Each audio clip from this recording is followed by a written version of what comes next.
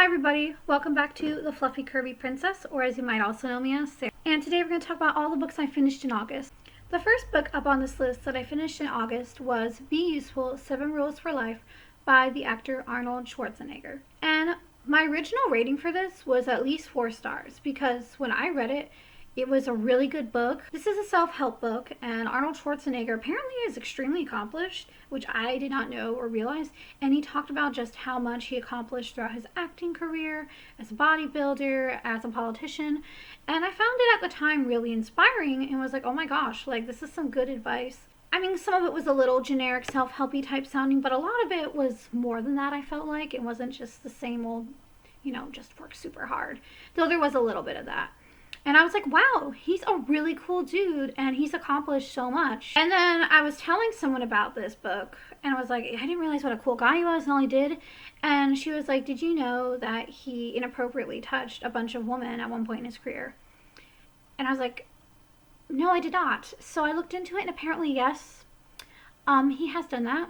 And he even confessed to it. So I'm going to have to take off 2.75 points for this and leave it at a 1.5. I'll just say I'm very, very disappointed, but honestly, I can't even say I'm surprised anymore at this point. Like, the advice in the book was good, but when you get down to it, someone being a really gross person like that and then trying to give you advice on how to live a really great life, it just feels kind of iffy to me. So let's move on to something a little more positive. This month, I also read The Birth of Venus by Sarah Dunant. This is a book set in the Renaissance period, and it is set in Italy. It follows the life of Alessandra Secchi and her coming of age during this time period. It's a really good read because it contrasts the freedom and enlightenment that the Renaissance offered and juxtaposes it against the fundamentalism that was also going on during certain parts of Italy and the Catholic radicalism that was coming about under the suggestions of Savonarola.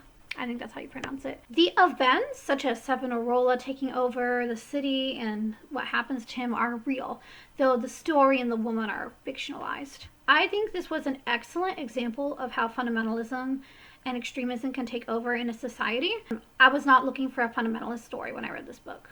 It just kind of turned out to be one, and I was like, oh, okay. But I was originally reading it just for the fact of a historical fiction, which I think is interesting because Girl with a Pearl Earring is set in Holland in the 1600s, and it's about a very poor girl growing up in a Protestant country. While this is set in the 1400s in Italy and is about an upper middle class woman growing up in a mostly Catholic country. Yet they both have very similar themes of what it means to become a woman and what it means to mature in that kind of society. Spoiler alert for this part if you don't want to hear it. But the endings are even kind of juxtaposed yet similar, because in Girl with a Pearl Earring, the main character ends up getting married and just having a normal family, while Alessandra becomes a nun in this book. Even though they end in very different places, mentally they end up in a similar place where they both learn to accept the mundane and ordinary in society as a wife or a nun, yet still treasure and embrace that part of them which is artistic and sacred. And it's showing how life has both. There is the mundane, the ordinary, the daily, but in that we can find something beautiful, sacred, and artistic. This book, along with the other one, deals with good themes of feminism without seeming overly modern or preachy or unrealistic. It has very realistic discussion of feminism for that time period. There's a quote at the end that I think really encapsulates what a good coming-of-age story this is, and how Alessandra is able to come full circle and mature as a woman when she looks at her daughter as her daughter starts to mature and says, "But I know now that it is not easy for daughters to think of their mothers as separate beings with lives and desires that are not subservient to their own. And just as I have forgiven my own daughter that failure, so I am sure my mother had forgiven me." It just kind of shows the sacrifice that parents, especially women, put in for their children. They do accept that mundaneness of being a housewife or getting a regular job to provide for their family or for themselves. And we as children take that for granted until we grow up and have our own children and do the same for them because we love them. Anyway, it's a really good book. I definitely recommend it. 4 out of 5.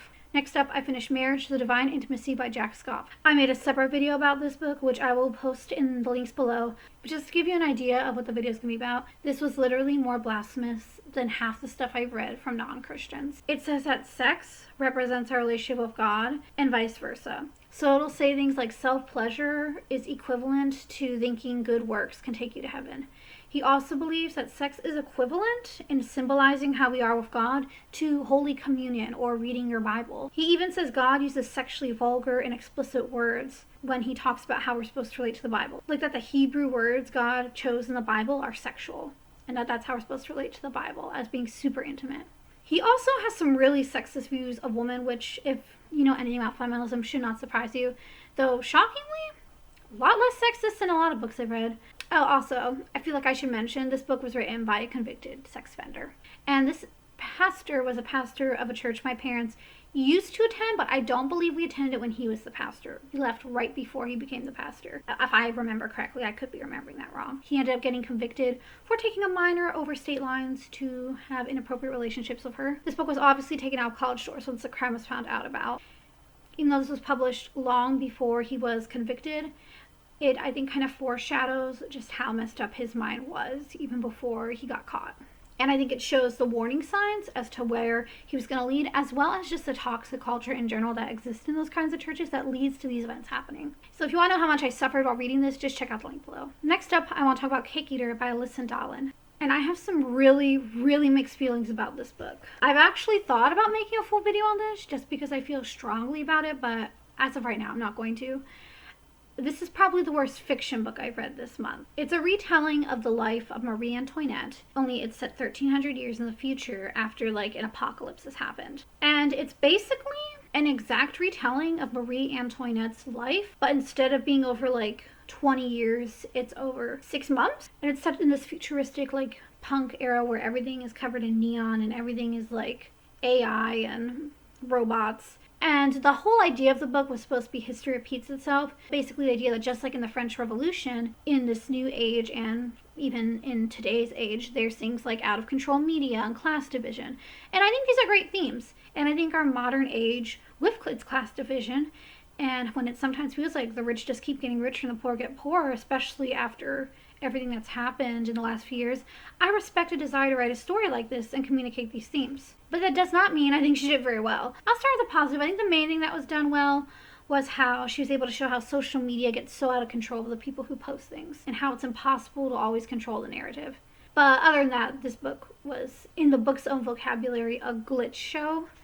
Yeah, that's another thing I didn't like. There's a lot of really cringe-like terms. Like, she'd be like, I'm buffering, or I'm glitching out. Just really corny, cheesy stuff. The retelling keeps similar names and places. So it's like a shallow skeleton of the events that occur between King Louis XVI and Marie Antoinette, but that's all.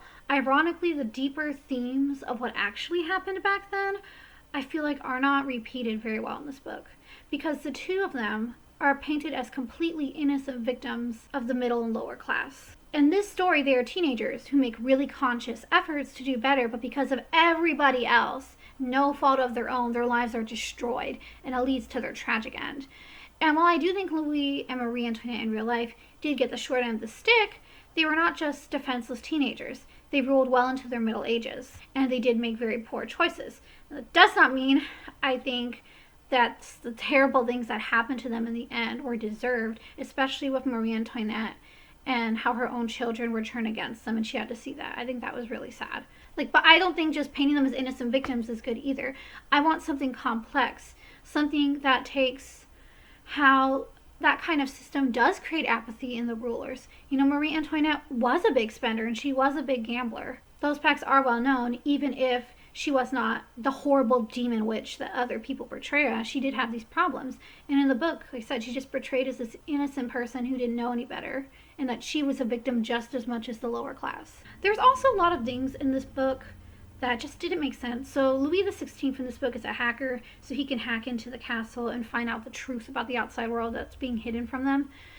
But he is like, okay, but like I don't understand, because in this modern era, if somebody was to like try to do loopholes and turn off bugs in palaces or break through firewalls, I'm pretty sure people would be able to know, like the people who are in charge of security. But somehow in this modern futuristic era, what's so much more advanced, Louis is able to do it and nobody bats an eye.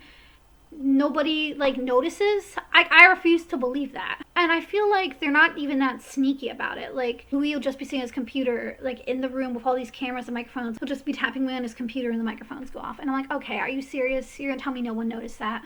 Weirdly, because of this, and like I said, the weird slang that's used in the book, this book felt more like it was trying to be modernistic than like futuristic, and I think that takes away from the book. I refuse to believe that 1,000 years in the future they're gonna have the same technology pretty much and use the same vocabulary that we use now. The most fancy technology they had was AI robots, flying cars, and holograms.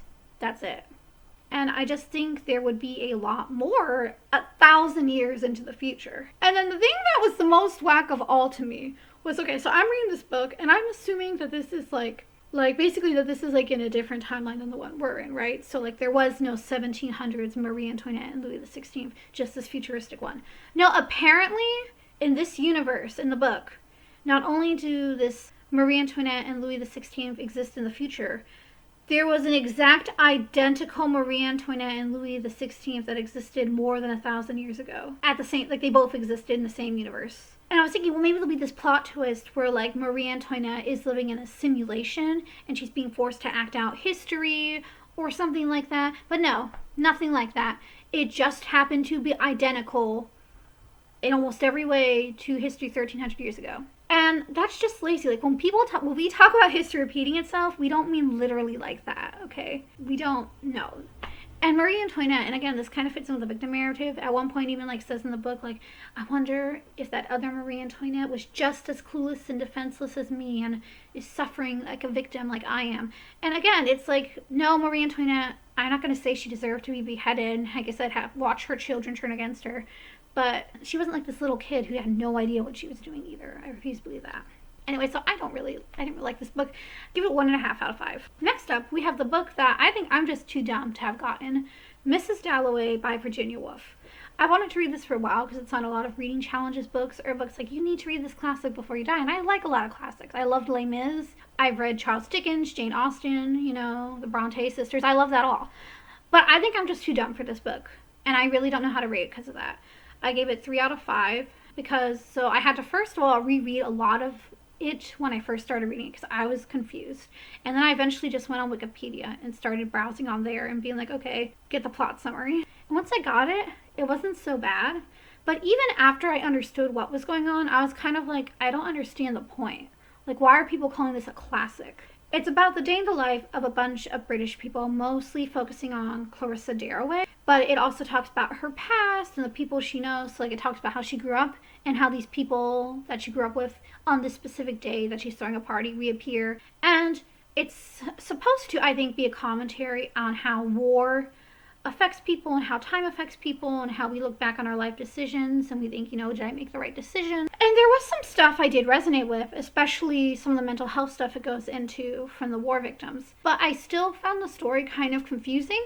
And even after reading the questionnaire thing at the end that's supposed to help you like think about the book, I still didn't get like what was the point of this book, you know? Again, I think I'm too dumb for it. Maybe I'm just stupid.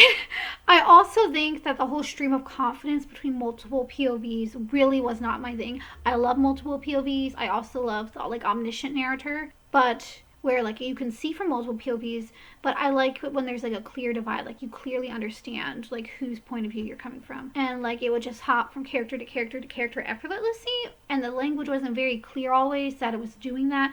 Like I was so confused how old Mrs. Dalloway was for like the first half of the book, because it was like she was 18, she was 51, like I was so confused. And like I said, I've read a lot of classics and I just feel like this one was too high for me. I might actually watch the movie to try to like maybe understand it a little better.